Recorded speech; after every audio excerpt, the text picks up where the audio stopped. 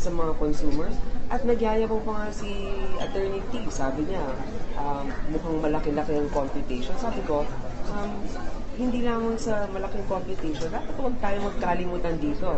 Sabi niya, by June, malalaman kung anong pwedeng ibalik sa ating mga consumers. Ma'am, ba't rebate lang po ba yung pwedeng penalty? Or pwede ba sila magbayad ng fines or damages? Maraming pwedeng gawin. Ang isa dyan, ako gusto ko ng rebate kasi diretso yan sa mga consumers, di ba? Pero pwede din silang magbayad ng fine. Individually, ang mga local government, pwede naman sila magdemanda para sa kompensasyon.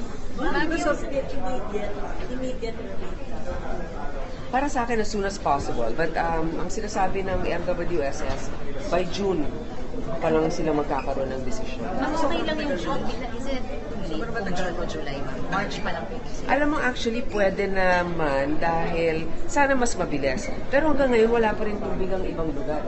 At hindi magiging, sabi nila, hindi daw babalik sa normalcy until June. So by that time,